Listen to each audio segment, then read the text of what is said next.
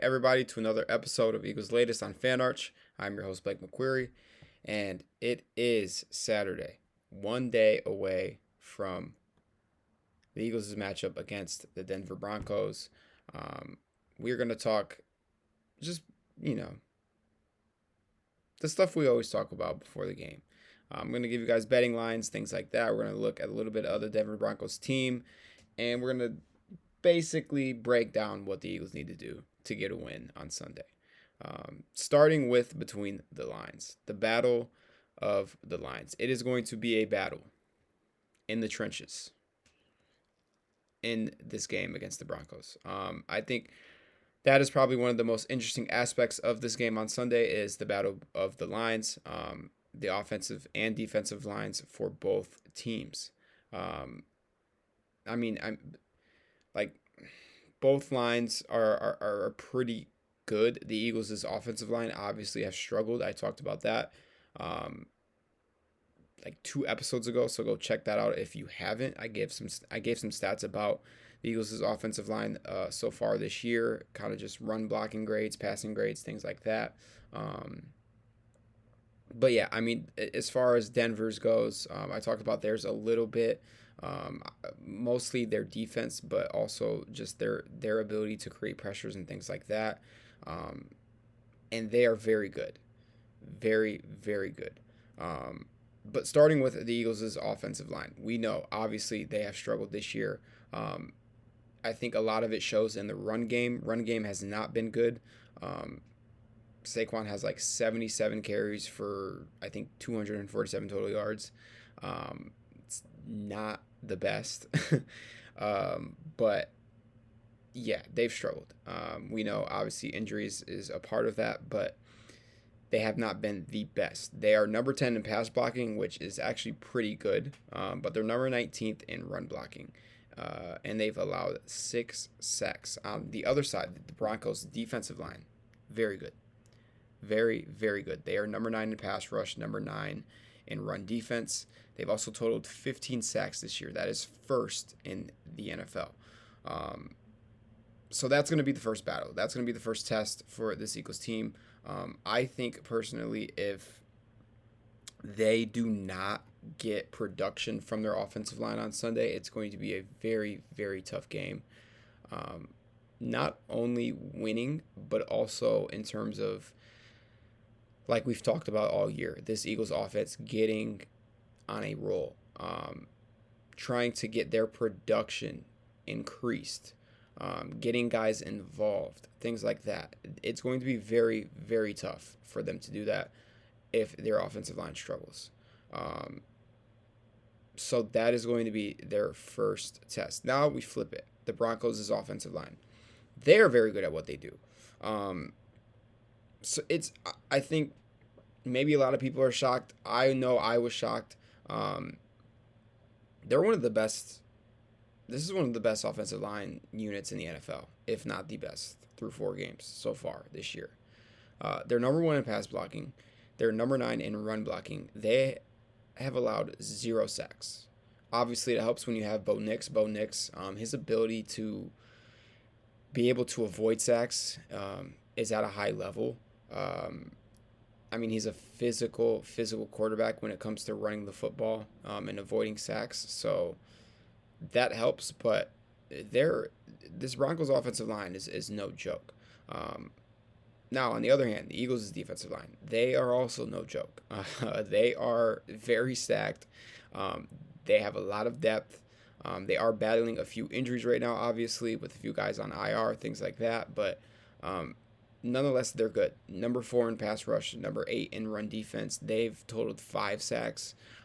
Defense as a whole has totaled 8 sacks, but out of their defensive line unit, it's 5 total sacks. So it's going to be an interesting aspect of the game is who wins that battle between the lines on offense and defense. Um, I think ultimately, no matter if the Eagles' defensive line does win that matchup against the Broncos' offensive line, it's going to come down to how the Eagles' offensive line handles the pressure from the Denver Broncos' defense. Um, I mean, they're first, like I said, in sacks. They're first in pressure rate. They're first in QB pressures. They are very good at getting to the quarterback and creating pressures on opposing quarterbacks. Um, and that's what's made their defense so dominant is that aspect right there. Um, so it's an interesting aspect. The Eagles, obviously, the offensive line needs to improve this Sunday, as does the Eagles' offense as a whole. But I think if you can win that battle between um, against the Broncos' defensive line, you have a really, really good shot at walking out victorious. Moving on, we're going to talk a little bit about risks because it's been talked about kind of this year, um, the past couple of weeks. Obviously, people upset about Kevin Patullo's approach to the offense as offensive coordinator. He's talked a lot about taking care of the football. He has talked a lot about being very cautious with the football. Um, yes, I think he does cater to what defense is showing him. Um, and they have shown a lot of zone coverage against Jalen Hurts and this Eagles offense so far this year. Um, but risks need to be taken, bottom line. This game against Denver has to be, I want to call it a risk game. Who cares if you turn the football over like once? Who cares? They did it against the Rams, and they still walked out victorious because they were aggressive. So, this Sunday against Denver, you have to play aggressive as an offense. The offensive guys want it. We seen what they talked about after the Rams win. Jalen Hurts in his post-game interview with Pam Oliver on the field talking about we just played really aggressive, and you can see, basically to sum up his quote, how this offense plays when we're aggressive and we're dangerous. Like AJ Brown, he's talked about it all year. Um, you know, get the guys get the guys the football and let them do what they do. This is a very, very um, talented offense with a lot of weapons. So, I mean, you've got to play aggressive as an offense. AJ Brown and Devontae Smith, I want to talk about them real quick. And the routes they have been running. I've talked about it a little bit here and there, but I want to tackle this as a whole right now. Their route trees have looked terrible. Terrible. Absolutely terrible. So a route tree, like think about like an actual real tree and all of the branches, the main stem of the tree, the branches that branch off and go like that, and this and that and that and that and that. That's not that is what essentially a wide receiver's route tree should look like when you're looking at it on a chart. Go look at Next Gen Stats. They have charts for wide receivers as route trees. They should be looking like a tree with a main stem and a lot of different branches. AJ Brown and Devontae Smith do not look like that at all. They look like uh uh straight, straight, straight. Maybe a wheel route here. A deep out route. That's it. They are running high school routes essentially. They are. Like seriously, they're just running go routes all the time, and a few out routes here and there. Some curls maybe. Like Patullo has to utilize the route tree with these guys. I understand AJ Brown and how dangerous he is and how big of a threat he is in the deep game. I understand that. But you have to utilize the route tree. A lot of their routes, I'm not even kidding, like 95% of their routes are not hitting the middle of the field. And a lot of the times that is what is wide open, is the middle of the football field. So, in terms of also, playing aggressive, taking risks, things like that, their route tree has to be utilized. They have to run more routes, get them involved, get them open, essentially. Get him open. It is what it is. So yeah, I want to call this a risk game. Risks need to be taken. Moving on to the Denver Broncos and their weapons. Just looking at a few weapons that they have outside of their star guys. Obviously, the guys that have stood out last year and this year, like Bo Nix, Patrick Surtain II. Everyone knows who that is. You should know. Nick Bonito, J.K. Dobbins. These are all guys that I have talked about on episodes this week. Once again, go and check those out if you haven't already. There's some good stuff in a few of those episodes about those guys. But I want to talk about kind of the guys who don't get the essential star love, things like that. The coverage, I should say. First is Courtland Sutton, wide receiver 1 for the Denver Broncos. Sutton has 18 receptions, 266 yards, and 3 touchdowns. He's averaging 14.8 yards per catch. His best game this season came against the Chargers, where he caught 8 catches for 118 yards and 1 touchdown. Sutton has been very, very good. I have him on my fantasy team. He's been very good. He has racked up some points on fantasy, let me tell you. But Sutton, he is a guy who is a very good wide receiver. He's a physical wide receiver. He's a guy who is a jump ball, go up and get it type of guy. But Sutton has played tremendous for this Broncos offense so far this year. They also have very good pass catchers in Troy Franklin. He is a deep threat guy. Actually, played with Bo Nix at Oregon, so they have that connection there.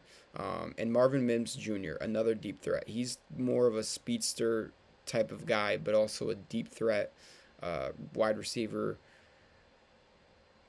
I mean, I really do like the Broncos' wide receiver unit. I think it's going to be a test for the Eagles secondary. Obviously, the Eagles secondary can handle it with Quinion Mitchell, Cooper DeJean, Keely Ringo, who had a very good game last week against the Buccaneers. Reed Blankenship, Makuba, like those guys can handle almost every single wide receiver room in the league. But it's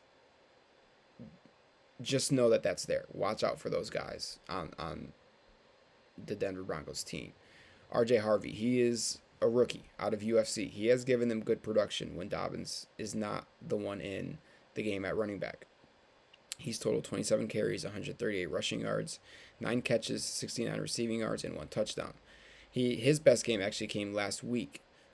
His best game of the season and career, because he is a rookie, against the Bengals last week. 58 rushing yards, 40 receiving yards, and 1 touchdown. So, I mean, the production's there for them on offense. Harvey is a guy who gives them good production when they need to sub Dobbins out. And obviously their defense. I talked about their defense. That is a whole segment in an episode, I think 2 episodes ago. Talked about Nick Bonito, just his ability as an edge rusher. Talked about, obviously, Pat Surtain, one of the best corners in the NFL by far. But they've got some guys on defense as well, outside of their star guys, that you should look out for. I want to pull up Singleton's stats real quick, because he's their leading tackler on defense. The linebacker, Alex Singleton. It has been pretty good for them so far this year. I mean, they just have guys. They do. They really do. I wouldn't say like this is a defense that is loaded, but they're very good at what they do, and it sets their guys up for success. I mean, even Tufunga is a guy at safety. If you remember him from San Fran a few years back, he's kind of a veteran type guy who was a very good safety in this league for a few years so far. Let's see here. Singleton is their leading tackler so far this year. He's totaled 38 tackles, 16 solos, 22 assisted. He has had 1 pass deflection.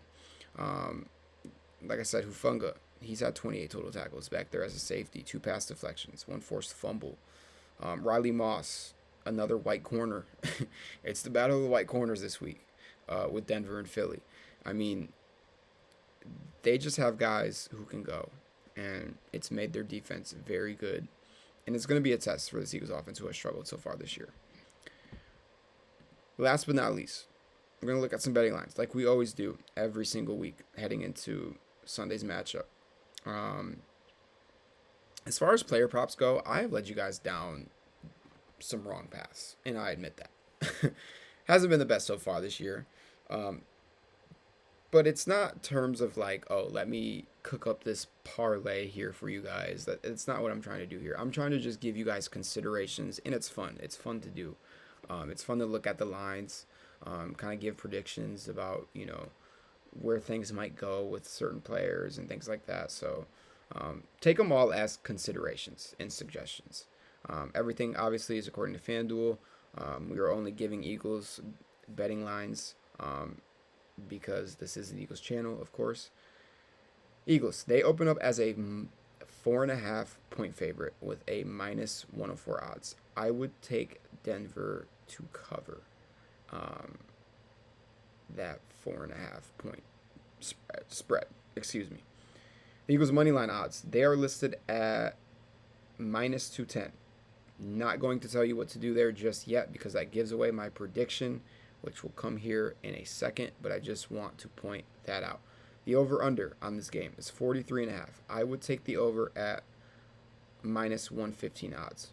I think every game so far this year the Eagles have played in, it's been over. Maybe the Dallas game was under. Maybe. But I'm pretty sure every other game has been over that the Eagles have played in. So I would take the over 43.5 points. Jalen Hurts, under 188.5 passing yards. He's gone under in 3 of his 4 games this year. Until this offense gets it figured out, I would not touch his over. Absolutely not. And I'm talking 2-3 straight games of him hitting the over and them getting it figured out. I would not touch his over at all. A.J. Brown, also under 57.5 receiving yards. It's unfortunate. It really is. I want to really say that this is the week that they are going to get A.J. Brown the ball and get him involved, and he is going to go off for 100 plus. But unfortunately, this is not the week for that to happen. He's only gone over in 1 of his 4 games this year. Obviously, it was the Rams game. I know after the drama that happened after the Bucs game, things should change. But like I said, this is not the week to bet on that happening. With how good this Broncos defense is, especially in coverage, and the fact that Brown will probably be matched up with Pat Surtain most of the game. I guarantee it. So yeah, Saquon Barkley, under 79.5 rushing yards. He's gone over 80 rushing yards in only 1 game this season. The Eagles' offensive line, they are banged up. Just talked about them a little bit, talked about them a few episodes ago. Taking the over is very risky with how banged up this Eagles' offensive line is, with, how bad they have struggled with the run game. I would definitely take Saquon's under with rushing yards, but I would take Saquon Barkley anytime touchdown scorer. He scored in 3 of 4 games this season. Like I said, the rushing game, it's not the best. It may not be the best so far this year for Philly, but Saquon is still Saquon, and he's going to find his way into the end zone. Now, my score prediction. Broncos, 27. Eagles, 23. I think this is a game where the Eagles will fall, suffer their first loss of the year. I just think matchup-wise, right now, they do not match up well with Denver. I think it's going to be very tough between the lines. I think the way that the Broncos defense has been playing, and the way the Eagles offense has been playing, that is not something that I love, and I would not expect Philly to dismantle this defense at all. I mean, there's really nothing to show that would say that they can do it. I would love to see them do it, but I don't expect them to do it this week. This Denver Broncos team is pretty good. I know the record is 2-2, but they are a pretty good football team. Obviously, Sean Payton, their head coach, has been around the league, been to a Super Bowl, won a Super Bowl. I just think with how Philly has been struggling, with how banged up they are, it's going to be very tough for them to beat Denver on Sunday. So, without, you know, harshing on them too much, I just think that Denver walks away with a win on Sunday. That is all we have for this episode. As always, stay up to date with the Eagles' latest on FanArch. Like, comment, subscribe, and we'll see you guys next time.